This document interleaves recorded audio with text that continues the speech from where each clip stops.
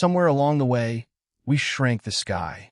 We took beings the Bible describes as sitting in formal session, beings who deliberate, dissent, accuse, and are held to account before a throne, and we turned them into something closer to a personal charm.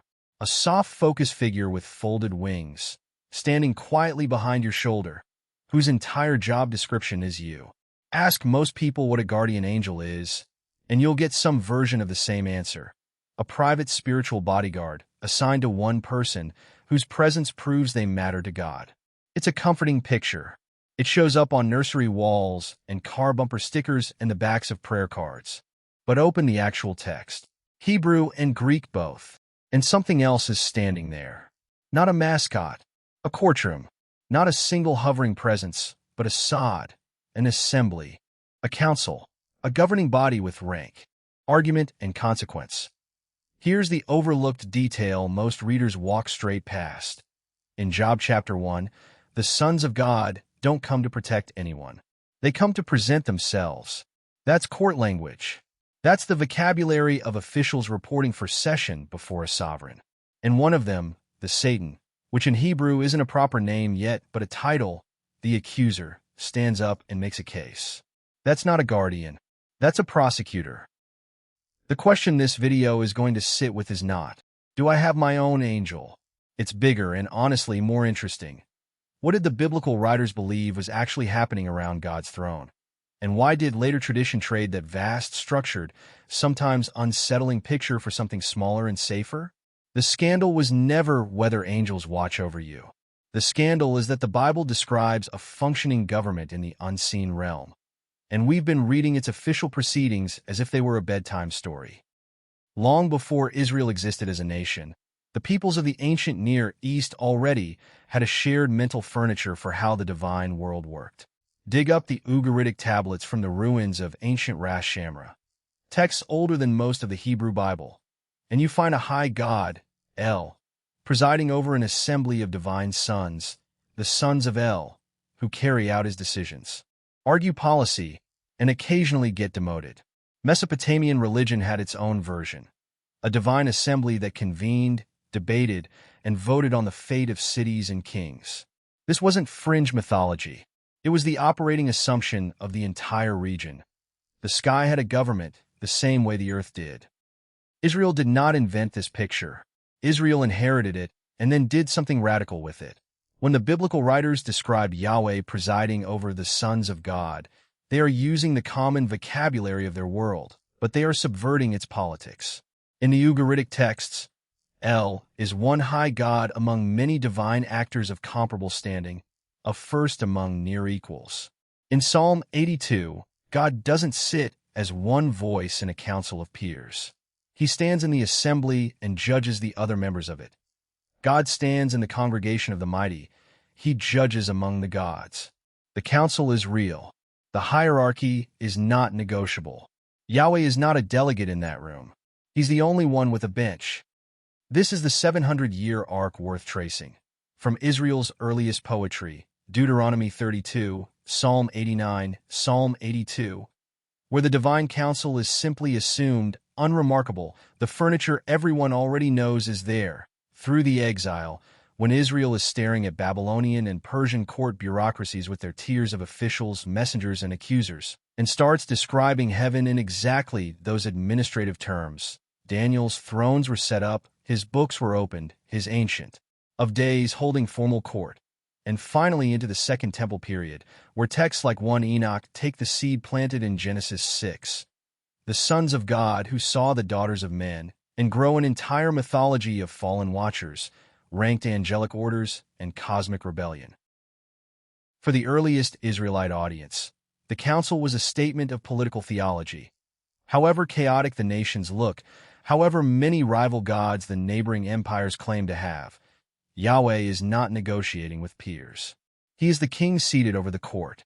For the exilic and post-exilic audience, sitting under Babylon and then Persia, the council became something closer to a courtroom drama with personal stakes, accusers, defenders, verdicts.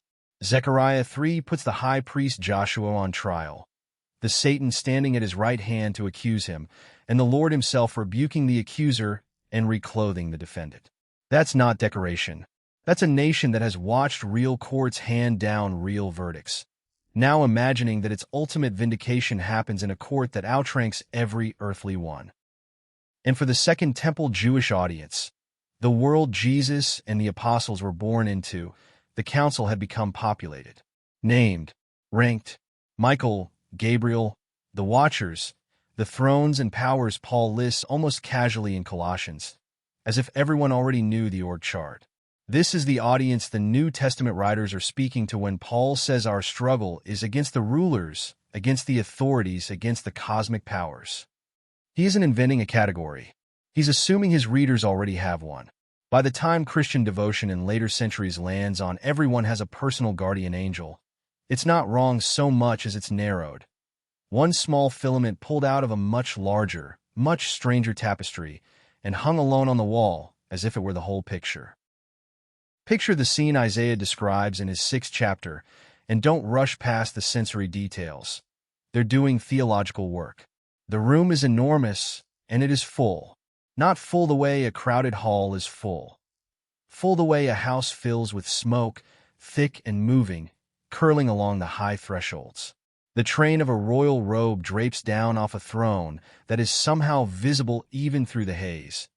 And it is high enough that Isaiah has to look up to see the hem of it. Around the throne, 6 winged creatures cover their own faces and feet, using 2 wings just to fly and 4 just to remain modestly covered before what they're looking at, which tells you something about the register of this room before a single word is spoken. Then the sound arrives before the meaning does. A call and response so loud, so resonant, that the door frames themselves, solid stone and wood, begin to shake. Isaiah's own knees would have gone first. Ancient Near Eastern throne rooms were built to overwhelm a human visitor on purpose. Raised floors, oversized doorways, incense thick enough to taste, guards positioned to make a foreign envoy feel the precise size of his own smallness before he ever opened his mouth to negotiate. Isaiah is describing the same physics, dialed up past anything Solomon or Sennacherib ever built for show. Now hold that same room next to 1 Kings 22, where the prophet Micaiah describes watching the Lord sitting on his throne and all the host of heaven standing beside him, on his right hand and on his left. The exact spatial arrangement of an ancient royal court, advisors flanking a seated king, waiting to be asked their counsel. And Yahweh does ask, "Who will entice Ahab?" And one after another, members of the assembly step forward with proposals, the way ministers might argue policy in front of a king who has not yet made up his mind aloud. This is not abstraction. This is bureaucracy, rendered vivid enough that a first-hearing audience could practically smell the room. Once you can see the council, you start seeing it everywhere, a thread running the entire length of the canon. Genesis 1 opens with a plural deliberation. Let us make man in our image. Genesis 3 closes Eden's gate with the same plural voice. The man has become like one of us. Deuteronomy 32 describes God dividing the nations among the sons of God, assigning territory the way a sovereign assigns provinces to subordinate officials. A passage most English translations quietly flatten, but the older Hebrew textual tradition, confirmed at Qumran, preserves the council language intact.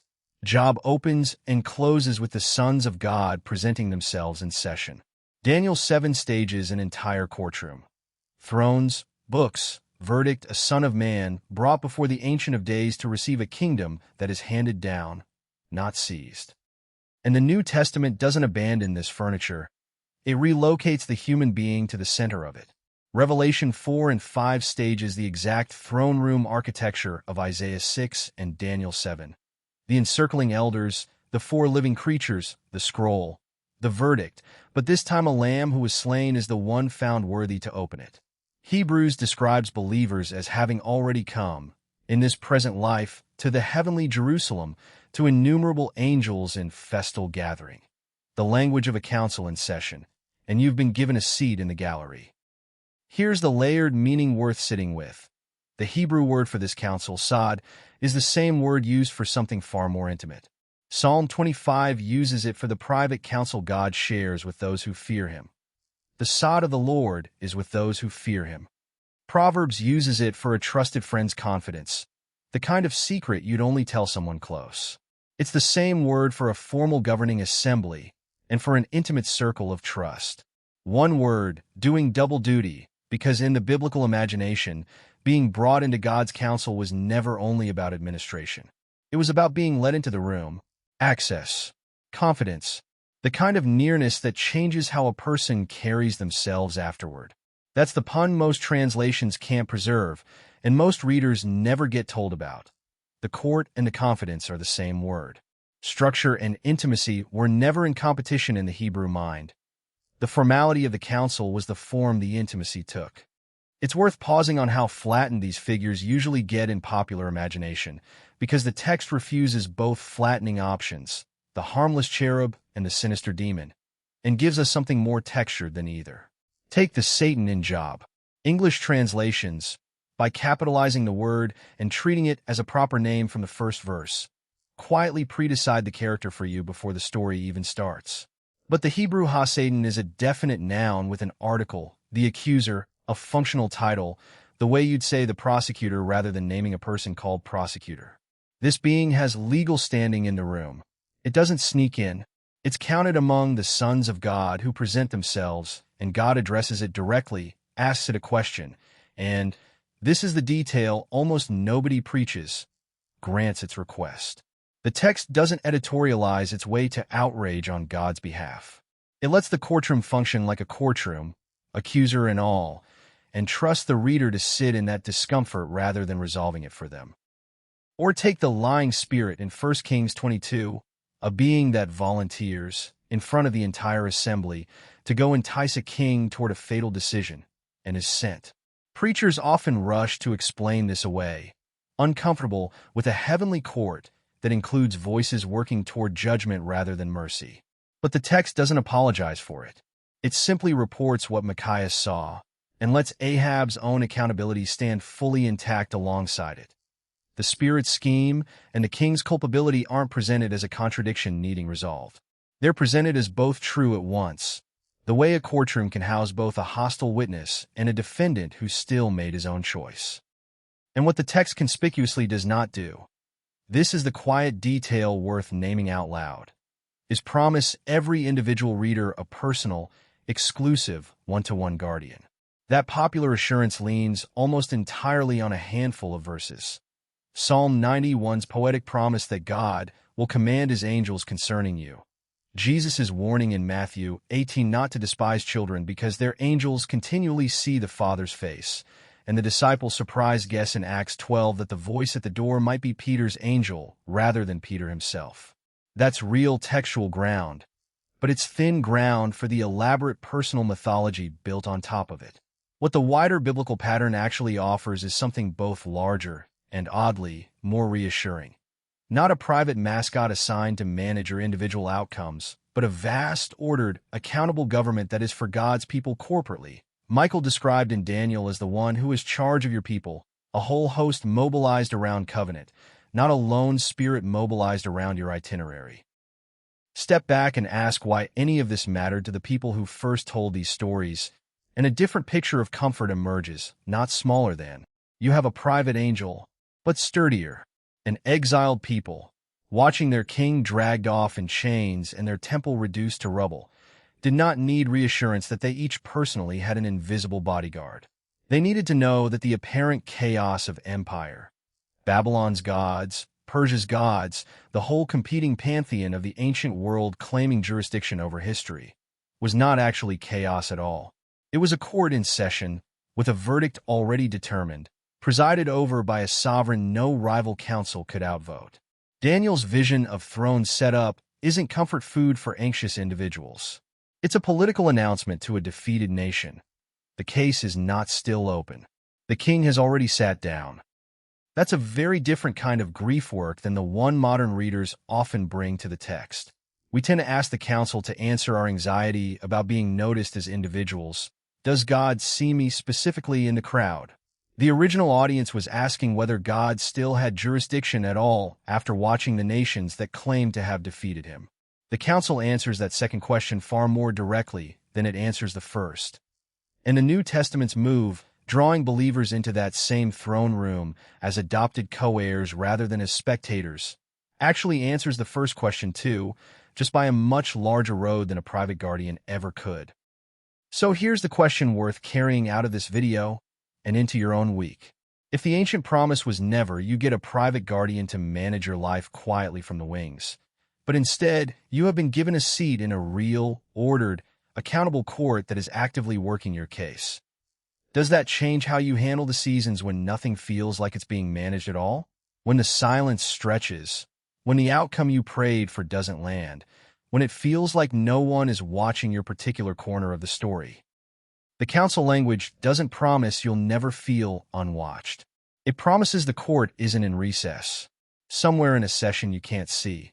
On your behalf, the case is still open, still being argued, still under a king who, unlike El presiding over squabbling equals in the old myths, actually has the final word and is already, in Christ, chosen to use it for you rather than against you.